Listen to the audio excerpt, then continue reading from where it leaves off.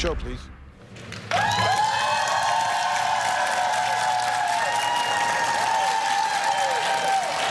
I'm Vinnie Politan. Welcome to Vinnie Politan Investigates. And tonight, the subject of our investigation is Lori Daybell. We've been following this story, this case, this saga, this tragedy for years. And tonight, we're going to dive into that. For those of you not familiar with Lori Daybell, here's the story. In one of the most haunting sagas of faith, manipulation, and death, Lori Vallow-Daybell and Chad Daybell became household names for all the wrong reasons. Lori, once a suburban mother, was lured deeper into Chad's apocalyptic visions, a self-proclaimed prophet who preached of dark spirits and the coming end of days. Their union spiraled into a chilling nightmare. Lori's two children, J.J. Vallow and Colby Ryan, vanished in 2019, sparking nationwide headlines and a desperate search for these missing children. Months later, their remains were discovered buried in Chad's Idaho backyard, a revelation that stunned the nation. Chad's first wife, Tammy Daybell, had also died suddenly. Her death later ruled suspicious. Together, Lori and Chad stood accused of weaving twisted religious beliefs into a justification for murder, erasing anyone who stood in their way. Their story is one of obsession, control, and the destruction of innocent lives, leaving a trail of grief and a courtroom filled with unanswerable questions. A lot of unanswerable questions, you know, when you talk about the why of this, but that's part of the investigation. I want to zero in on Lori Daybell because I didn't know her years ago. I only got to know her after everything happened. But I want to take a look at this. This is Lori on Wheel of Fortune, right? This is back in, what year, 2004? You're going to see that. Then you're going to see her again in 2023. It's like a before and after. Take a look. Hi, how you doing, Lori? Lori Ryan from Austin, Texas. That's right. Hairstylist in Austin, hey? That's right, the best. How's the hair in Austin? It's good. Good. Us is a happening place. Probably thanks to you. Pretty much. Talk about your family a little bit. I have a wonderful husband, Joseph, at home, who is watching our two beautiful children, Colby, who's 7, and Tylee, who is 1. Yeah, what do you guys like to do for fun? We like to play all kinds of sports on our 3 acres. Okay, sounds like you have a nice life there. We do. I was told by Jesus that I needed to go back and complete things that I had covenanted or promised to do before I was born. This caused me a lot of distress because I knew heaven was my real home, and I only wanted to be there. I was free from pain, emotional and physical. But then I was shown how I would help my children and others in the future. So ultimately, I did agree to go back to my body. Those are two different people. Those are absolutely two different people. And that brings us to the first question in our investigation. And it's all about Lori Daybell. What happened to Lori? How do you go from what we saw in 2004, I mean, completely normal, to what we saw in 2023 and everything surrounding it? Joining us tonight to answer this question, we have with us to my left, Nate Eaton, the news director, reporter, storyteller for EastIdahoNews.com. Broke the story, covered it more in depth than anyone. To my right, ladies and gentlemen, this is Colby Ryan, the only surviving child of Lori Daybell, creator and host of the Scar Wars podcast and YouTube channel. Colby, thank you so much for joining us. And to his right, the lead investigator in the case from the Rexburg Police Department, Lieutenant Ray Hermosillo. Thank you all so much for being here. We really appreciate it. And Colby, I think for all of us, you knew her. Like, it's your mom. Yeah. When you look back and saw her from 2004 to 20, what happened? I think a slow process of a lot of different things, but yeah, I mean, you can say it's two different people. I think she was this super bubbly, fun person that everybody liked to be around, to being the leader of, our co-leader of a cult that is willing to harm people and take their lives to get what they want. So Was there, when was the moment? Because there had to be a moment at some point where in your mind you're like, wait a minute, something's going on here. Something's wrong with my mother. When I fully realized how bad the scale of it was is when Nate saw her in Hawaii and was interviewing her, and I saw her and I knew she had run away, and it had been months since we had talked, and that's when I knew it was really bad. That's when I knew. And was there anything in the behavior or conversations before then that changed? Like at that point, you know there's something's terribly wrong with the children being missing. Right. But in the way that she communicated, spoke to you, or, you know, I don't know, was there any sort of detection from you that wait, that's not my mom? Right, yeah. I mean, she got more religious over time, but I mean, really when she was in jail is when I spent the most time talking to her after she had already disappeared. Then she goes and gets arrested. That's when I had the time with her, and that's when I tried asking those questions, and she had a really good front. So to be honest with you, I was confused more than anything. After they found the kids, everything changed. So that's when I knew. I should ask you at the top, how are you doing? I'm all right. You're okay? Yeah, I am. Good. I'm doing a lot better now. It's been a lot of years, and after these trials, I'm able to close the book on that part of my life. Yeah. You're a dad, right? Yeah. How are the kids? Good. Good? They're doing really good. That's the smile I like to see. Yeah. Nate, I mean, you got to sit down and do the interview with her. Yeah. Obviously, you didn't know her beforehand, but you have studied every facet of her life. What do you think? What do you think happened to Lori? I don't know if it was one big thing that suddenly changed her, much of what Colby was saying. I think it was a series of events. She became obsessed with the end of times. She started reading book after book after book, and gradually she wanted to feel that she was somehow called of God to do these type of things. Even today, 3 hours ago, she sent me a message. She knew that I was going to be here with Colby.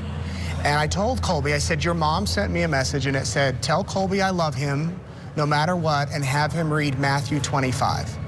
Wow. So even today, she's sending messages to Colby saying it's all about religion. No apology, no anything like that. So I don't know when the big shift happened, but it seemed to be gradual.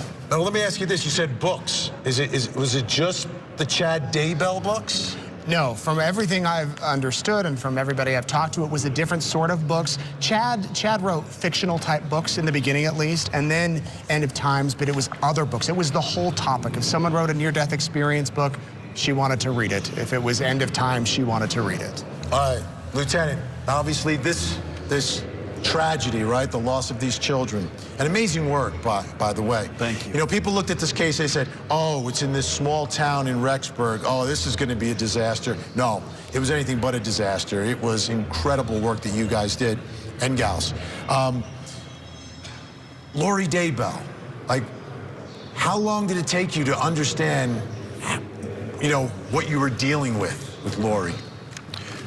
You know, it took us a little while because she really wasn't communicating with us. And so everything we were getting, all the information we were getting was third party. It wasn't until we started listening to jail phone calls between her and Chad that we finally heard her speak really for the first time and kind of gathered where her mindset was sitting in jail when she was joking around or singing on the phone to Chad. You know, those type of things weren't normal behavior when you're sitting in jail and you have 2 kids missing. Yeah. So, Colby, what are your thoughts about Lori sending those messages, trying to reach out to you? Are they welcomed? No. No? There's nothing there. I mean, I spoke with her on the last time I spoke with her was through the interview that I did with her on my channel. And when I gave her the freedom to say anything she wants, tell me the truth, Lori. Tell me everything. I will let you talk and I will listen. She chose to lie about my sister and say that she killed JJ, and she chose to go that route and blame someone else rather than take any responsibility. So there's nothing to discuss, and for me it just shows that she has reinforced her own delusion to herself, I think as a survival technique or something, but there can never be a relationship. There's nothing there. I feel like you're in a position, I've lost my parents, right? So when I think of my parents, I don't think at the end of their lives. Right. I think of everything else. What's it like for you? Do you think back to when you were younger and mom was mom, or do you just kind of not think about that at all? I think when you have such a drastic change, I can appreciate and enjoy the good times that we had in life. But when I think of Lori, I think of someone who's passed away. And I've just let that part of me grieve her in the past, and now I'm at a point where I'm healing from that as well. So I know she's alive, I know she's in jail, but I don't really think about her at all, to be honest with you. Lieutenant, what was the most, because I'm sure through the years you've investigated a lot of things, and a lot of, you know, investigators can get a little hardened about things, and nothing surprises me, nothing shocks me. Was there anything or any moment when you're like, oh my goodness, I can't believe what I just found out during the course of this investigation? That's a good question. I mean, originally it was every day early on in the investigation, from when we heard about zombies and bugs crawling in your ear to take over the body, and just kind of their belief system. And then shortly after all that happened, Alex Cox passed away. And it was just a whirlwind, and all these things were happening at one time. So one day to the next, it seemed like at every turn there was always a surprise. So yeah, I mean, that whole thing in the very early stages of the investigation, we were surprised daily. Yeah. How about you, Nate? Like, any idea? I know for us at Court TV, and we were relying on what this guy is reporting to try to get some understanding of this story, the case, the investigation, and the tragedy. For you, did you have any idea, like the first time you covered the story, that it could end up to like where we are right now? No way in the world. And in a way, I'm kind of glad, because it probably would have scared me to death. Yeah. And in those early days after we went to Hawaii and found Lori and Chad, Alex, we didn't know what was happening. We didn't know who was on the hit list. I mean, Detective Hermosillo, he was the darkest of the dark on Lori's list. You know what? Really? You know what happened to dark people? Yeah. Yeah. They're not around much longer. He was on the dark list. I was worried, was I on the dark list? What was happening when Chad and Lori were still out? So, yeah, as he said, we were learning new things every day. It wasn't until both Chad and Lori were in jail that it was kind of like, and that was after the kids were found that week, that it was like, okay. Everyone remembers that day. Yeah. That day. Okay. We've got more to get to. We've got a live studio audience here who has questions and comments. When we come back, we'll hear from them. We are live at CrimeCon 2025. What are your thoughts about Lori Daybell? Well, I mean, the interviews she's been doing, I think that kind of speaks for themselves, don't you think? A little crazy. Coming soon to Court TV. A Microsoft executive gunned down. Now his ex and her new husband are charged with his murder. Brian Walsh, accused of murdering his wife, Anna. It's very disturbing, very heart-wrenching. A social media sensation, now a suspected killer. Why do you have something against me? She wrote a children's book about her husband's death. Now she's accused of killing him. The high-stakes trials you don't want to miss. Coming soon. Only on Court TV. This is a loaded question for you. Lori Daybell, what are your thoughts of her? I'm glad that her cases are over. I'm excited about a Lori-free future. We have no litigation on the horizon to look forward to. And, you know, I didn't even watch the video of her extradition that you guys posted until a week after, because I really just didn't care. And once I did watch it, it was, you know, her histrionics again, breathing the fresh air and pretending to just be everything's wonderful and hunky-dory. Tell us all from the inside one thing about Lori Daybell that the public doesn't really know. She's deeply, deeply insecure. That's Megan Connor, Lori Daybell's cousin, who is here at CrimeCon. We're live at CrimeCon 2025. I spoke with a bunch of people today because, you know, this story transcended true crime for years, and everybody has an opinion. Here's some of what some of the folks on the floor here had to say. Thoughts about Lori Daybell? Guilty. I think she's crazy. Yeah, sick, crazy, out of her mind. What questions do you have about Lori Daybell? I watch so much court TV that I just know everything. Great answer, by the way. I'm confused by her. Yes. By what she did? Yes. She's a disgrace. My name's Lori, and it disgusts me. Everything that she did. I don't know who that is. You don't know Lori?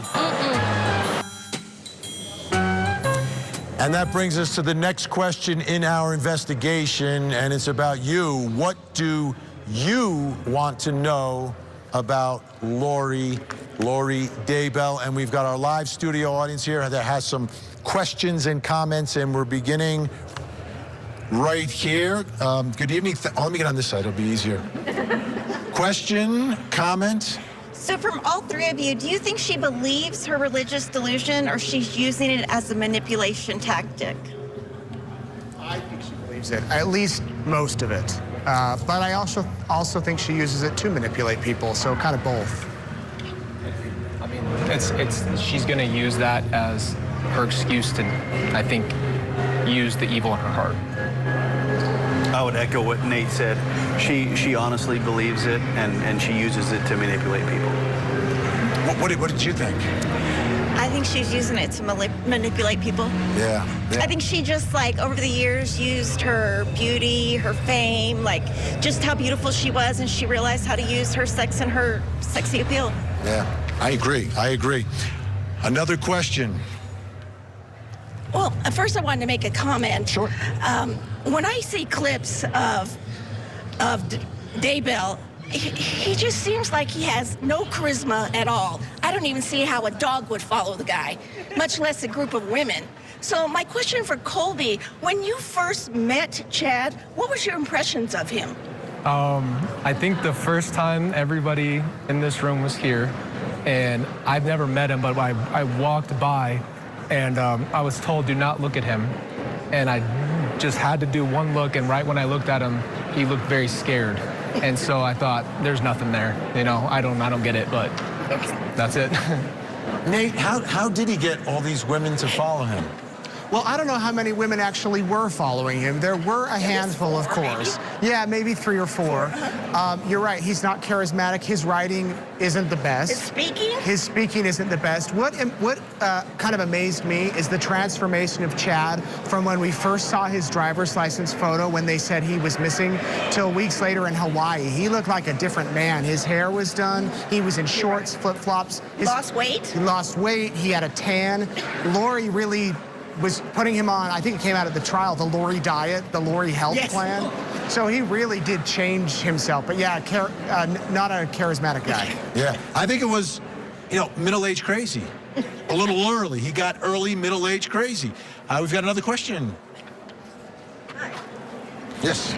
I'm curious, and this is for anybody and everybody on the panel. When the final sentence is imposed upon Chad Daybell, how do you think that will impact Lori? Will she become more religious? Will she, at one time she was incompetent to stand trial. Could that be, will she break her? Will it, And when you say final sentence, you mean death chamber? Yes. Okay. What are your thoughts here, Lieutenant? I couldn't hear the question. The question is, how do you think Lori will react the day Chad Daybell is executed? What will her reaction to that be? There were only a few times we really saw any change in behavior in Lori. And one of those times is when Chad was arrested on June 9th in 2020. So I think you're going to see some type of emotion from Lori just because of how she was June 9th when he was arrested. What do you think, Colby? How do you think Lori will respond, or you don't even want to think about it? I think that she actually cares about him for whatever reason, so I think she'll definitely have some kind of reaction, or maybe she'll be thinking they're waiting in heaven together. I don't know. It's just a crazy thought. I don't know.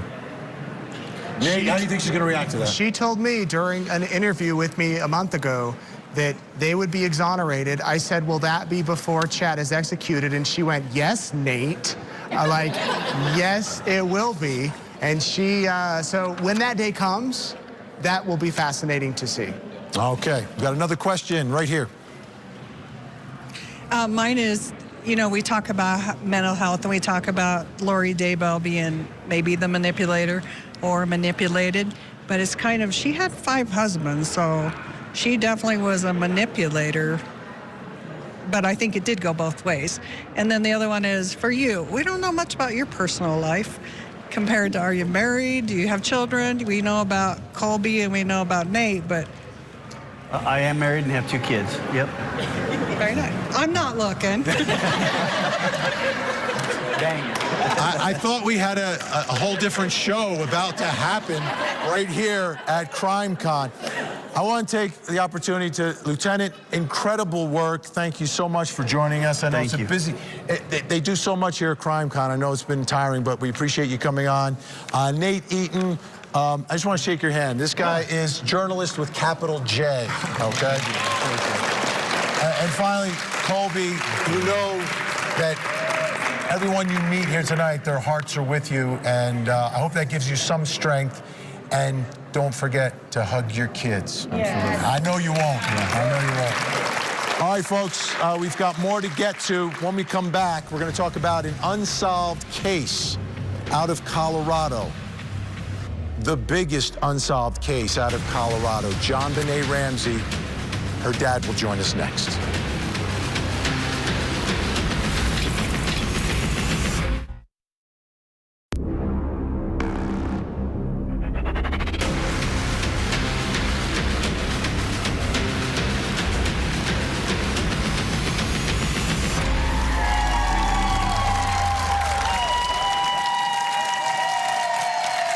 I'm Vinnie Politan. The subject of our investigation here live at CrimeCon 2025 is, this case, you talk about true crime, you talk about mysteries, you talk about tragedy, you talk about heartbreak. It's the biggest of the big. It's obviously the biggest in Colorado, but I would argue historically, working at Court TV all these years, this is the one case that time and time again, people are like, when will there be an answer? And obviously, I'm talking about the case of JonBenet Ramsey. For those of you who don't recall some of those details, here's the story. On Christmas night, 1996, the quiet wealth of Boulder, Colorado was shattered by a mystery that still chills America. JonBenet Ramsey, a 6-year-old beauty queen with a radiant smile and glittering stage presence, was found brutally murdered in the basement of her family's grand home. Hours earlier, her mother, Patsy Ramsey, had called 911, hysterical over a chilling ransom note demanding $118,000, the same amount as her husband John's work bonus. Why would someone leave a rambling ransom note in a case where the child was murdered and left inside the home? It did not make sense. Through the years, detectives clashed, evidence was mishandled, and leads went cold. Nearly 3 decades later, the case remains unsolved. But it's a case that seemingly could be solved through forensic evidence and upgraded DNA technology. The question is, will JonBenet ever get justice? And again, this is a story. I've been at Court TV a long time, and this has been a story throughout my career at Court TV. There were some big moments where, there was some hope, but it never really happened. And it's confusing because it seems like it's a case that is solvable.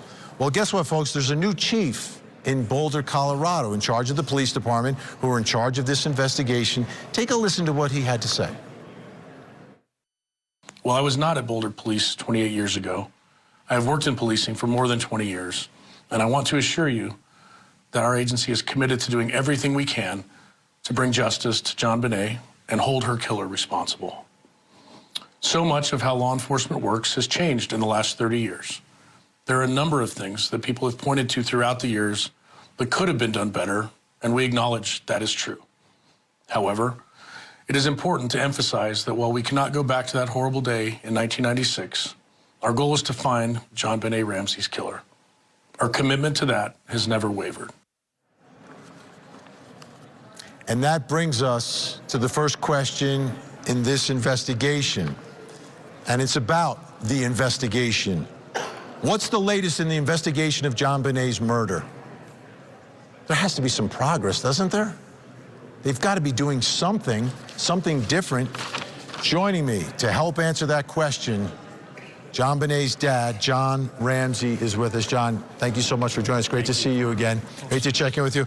Also with us is Paula Woodward, Emmy Award-winning investigative reporter, author of We Have Your Daughter, The Unsolved Murder of JonBenet Ramsey, and has been on the story since the beginning. Paula, thank you for joining us. Thank you. Let me start with you, John. What is the latest in the investigation? Well, that's a big question that I don't have a great answer for. We met with the chief of police yesterday. Yesterday you met with the chief? Yes. Okay. And we met with him back in January and got an update to the degree we could. You know, they're very, they don't tell us a lot. And I respect that because that's how a police department should operate. But we still want to know. I wish they'd call me every day and tell me what was going on. But the first thing that had happened in that police department was a new chief. They suffered from very poor leadership for years, in my opinion. And nothing was going to happen until we got a new leadership from outside the system. A number of their detectives were recommended for termination, including the one that handled our case for 25 years. That had to happen. He's gone. There's a new detective. I've met him. He's very, very sharp fellow, good experience. All that had to happen before anything was going to move forward. And so that was a big step. We've been advocating to the police, to chief of police, that this DNA technology has advanced so far. The last DNA testing done in our case was about, 8 years ago, 9 years ago. Wait. So the last testing was 9 years ago? Right. The technology changes like year to year. Every day, yeah. Let me ask Paul this. Are you surprised? You're there day one. Are you surprised we're still here 2025 and we don't have an answer? You know, I've been fairly relentless on this case because I'm very pro-law enforcement. But Boulder police have done so much wrong, and they continue to do that wrong. And I want to keep the publicity up on them and have you good people help because there needs to be pressure on them to do the right thing. So far, they still aren't. Okay, now, John, we're here at CrimeCon, right? There's a lot of experts and people talking about different ways to investigate cases. I bumped into a man named Jared Bradley, who has a company. I want you to take a look at what he does, and I want to get your reaction to it. Take a look. We're here with Jared Bradley. Jared, you've got this incredible machine, new technology in DNA. What is it? So this is called the MVAC system. It basically works like a medical grade carpet cleaner. It sprays the sterile solution down onto the surface and then vacuums it up. So whatever DNA is on the surface, it'll penetrate down into the cracks and crevices where the DNA might be, and it gets way deeper than the traditional methods like swabbing. Right. So what you're telling me is we can take old evidence and retest it and find DNA that we couldn't find before? Absolutely. Wow. The FBI even tested it, showed that even after swabbing, it still collects up to 66 times more than what the swab originally did. All right, you're going to do a demo for us. Yes, sir. All right, tell me what you're doing here. Okay, so I've already pressurized the solution. So basically, this is the actual collection device. This is the solution that gets sprayed down. This is what's called an extension tubing. But what I'm going to do is I'm going to turn the vacuum on, and then I'm going to turn the spray on. It's going to spray in the middle and then vacuum along the outside. And that's kind of what creates a little mini hurricane down there that enables the DNA to be collected. So you can see it spraying there, and then it just sucks it up. So I'm going to get all this surface area here. Now, if I want to actually get DNA off of this hat, I can just spread it down there. I can turn the liquid on, and then it just gets down into the fibers where the DNA is going to be attached, and it just gets a lot deeper. Just like a carpet cleaner is going to collect a lot better than what a broom would on this carpet here. So, all right, you collect it. Then what do you do with it? Well, once it's collected, it's a great question. It's right now all the DNA is suspended right here in the bottle. Okay, so I'm going to take this bottle off. It's a two-step process. So I'm going to take this bottle off.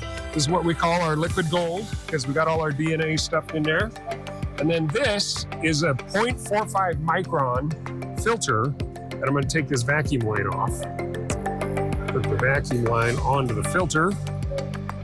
Now, because the goal is to get rid of all the liquid, but keep all the DNA. So I'm going to swirl this around a little bit, pour it right over the top of this filter. You're going to see all the liquid's going to flow through it. So now all the liquid's gone, but all the DNA is right there, and you can see just some little fibers and things from that hat. Oh, wow. And is that getting trapped on that surface? Right, so all the DNA right now is trapped on that surface, and this is what we actually send to the lab, and they process it basically the same way that they do a swab or anything else. Is this being used right now? All the time, yes. And what kind of results are we getting? Fantastic results. The oldest cold case that we've helped solve is 56 years. Wait a minute, you took a piece of evidence from 5+ decades ago, Yes.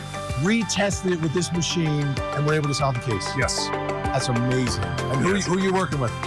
We work with all sorts of crime labs, all sorts of agencies, both private and public crime labs. But I know one particular crime lab down in Florida has told us that they have solved, just their lab, over 700 cases with JonBen. Wow. Have you spoken to John Ramsey at all about the JonBenet case? Not personally, but I've talked to a lot of people about that case. We'd love a shot at it. Yeah, absolutely. So great to meet you. Thanks for the demo. Oh, my pleasure. Amazing technology that we're seeing here at CrimeCon. What do you think, John? Well, you know, Lou Smith, the legendary detective that was brought in on this case by the DA early on, solved over 200 homicides in his career, was in retirement. And he spent months looking at the case and told me, I don't know, a year or two later when I really got to know him, he said, this case will be solved by DNA, period. Period. Period.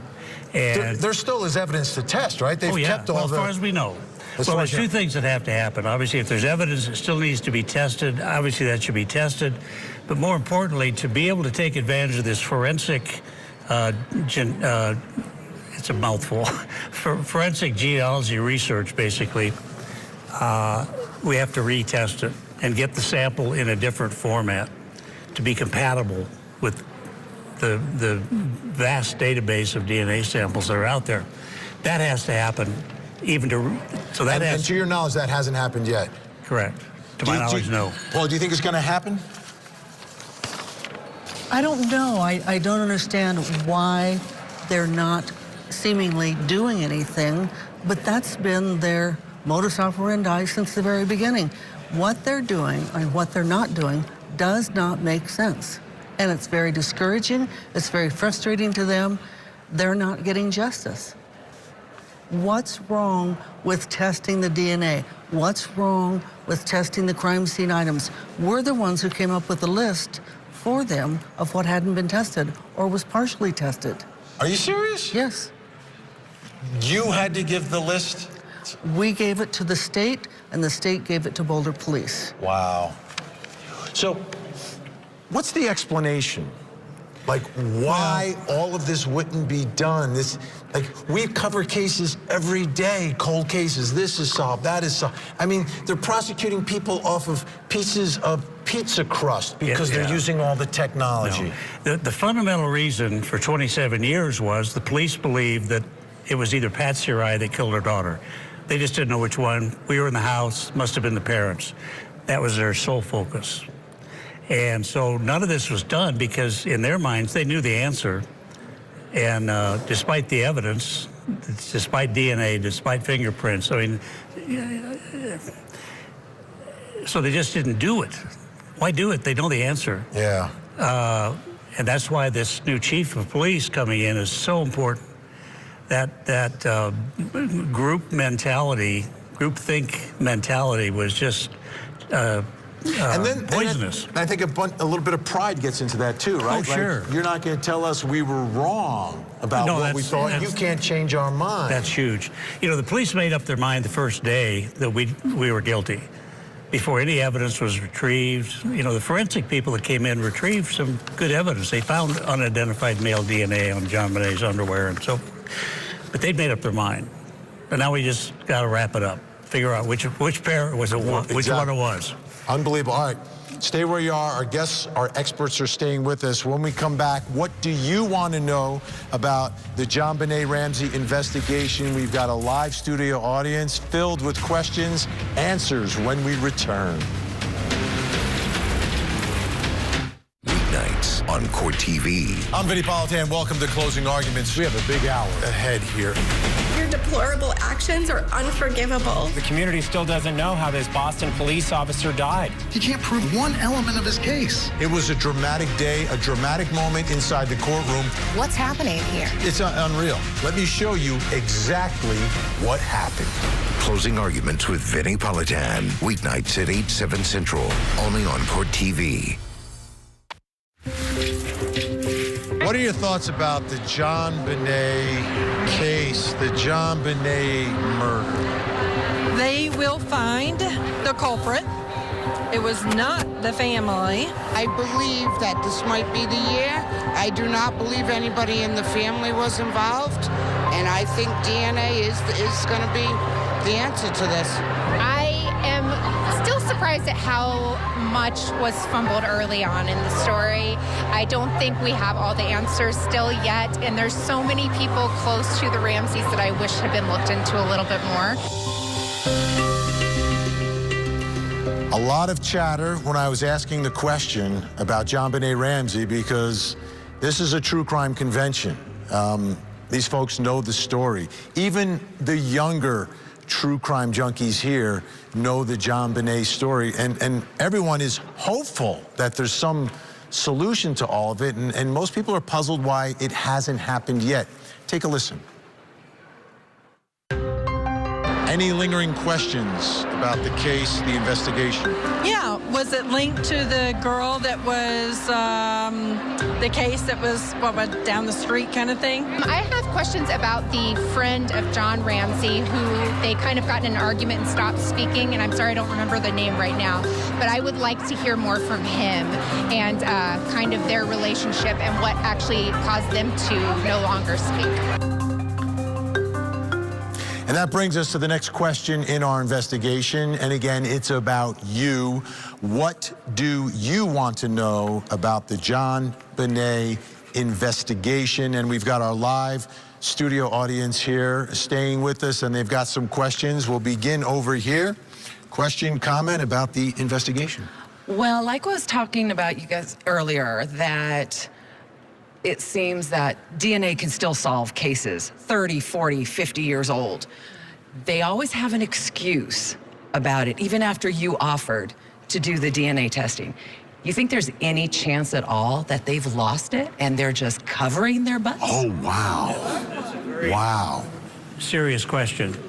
And I've wondered that because there's no reason not to do this at this point in time. Yeah. And you know, I've never asked them that directly, and I should have probably. Have you lost it? I'll do it. Oh, no, I'm asking. Yeah, please do. You know, I've tried to respect their integrity and not insult them, but that's crossed my mind. Yeah. Seriously. Paula, investigative reporter, any chance that you could get the answer or that it happened? I think there's a very good chance. Why have they've been stalling for so long? Why aren't there answers? I have no idea if they have this minuscule amount of DNA or not, but why are you stalling? And when you've got a company like Othram, they have a booth here, excellent company, and they said, yes, they can test the DNA without losing any DNA. And they are the experts in the world. So you certainly have to ask that question. Great question. Yeah, that was a fantastic question. It's a hard act to follow, but come on, give it a shot. How am I going to compete with that, Vinny? Hi, Mr. Ramsey. It's been a pleasure to meet you this weekend. I really enjoyed speaking with you last night. My question's a little unconventional, but will you share a little something with us about JonBenet, maybe about your special relationship with her? She was named after me. My middle name is Bennett. Okay. And so Patsy came up with this JonBenet. We had good friends that felt that they should name their children unusual names, which that would help them go through school and teachers would remember. And so Patsy was convinced that was a great idea. So she came up with JonBenet as a name for JonBenet. We call her JB, but she was very proud of that. She was named after her dad, and I was That's very sweet. thankful that she was proud of that. Thank you. My heart We goes had a out very to you. special bond. It was unusual close. I mean, I'd lost my oldest daughter, Beth, in a car accident. I remember that. A couple of years before that, and JonBenet just stuck with me like glue. And it was a real blessing to me that she gave me almost like extra attention. It's a very important relationship, though, Yeah, a daughter she was- and her father. Yeah. She got older, and then she became very close to Patsy. But for that little period of time when it really meant something to me because of my loss of Beth, having JonBenet just hang on to me was really... Thank you so much. God bless you. Thank you. Yes. Thank you. Hi, Mr. Ramsey. First of all, sorry for your loss. But my question would be, is there any chance that there would be some DNA available now in the home that you could I'm go sorry, back to? I can't quite hear. Any DNA potentially at the home still all these years later inside the house? I doubt it, because, we never went back in the house after that morning. Because it just seemed like the new operating machine that they had could go back that far. Maybe they could go in and extract some for where she was found, perhaps. That's a great question and great observation. Yeah, the machine that we highlighted here digs 66 times more, can gather more DNA from a site versus swabbing. We have time for one more question. Yeah, I'm a father, and I actually remember when this happened. My daughter was 6 years old, and it was very touching. And I don't think I could have handled it as well as you did. I commend you for it, and I really hope to find out who did this. Thank you. No, I've experienced. I hate to admit it, 81 years old. So I've had a life of ups and downs, as I know all of you have. That's one thing I've learned, that everybody's carrying a burden. It's tough to carry. But the loss of a child is the worst. I just wish you the best. I really, I'm a lot like these other people up here. I think the police dropped the ball. They've lost it. Yep. They're not going to recover. I think we could get a unanimous verdict on that. They're not going to admit it, and they're not going to do anything. You're going to pass away. Everybody's going to go on, and it's going to go away. Go away. Right. Thank you so much. Thank you very John much. Ramsey, thank you so much. Thanks for having me. Good luck in getting the answer and the justice for JonBenet. Thank you. And keep banging the drum. Keep banging the drum. We will. All right. That's it for tonight. Thank you all for watching CrimeCon 2025. If you haven't been to it, you have to come. The people here are amazing. The experts, the stories that you hear are amazing. I'm Vinnie Politan. We'll see you next time. Thank you for coming by. Thank you. Thank you. Thank you so much. Great to meet you. Thank you. You two are stars. Stars. Absolutely. Thank you so much. Fantastic. Good job. Excellent.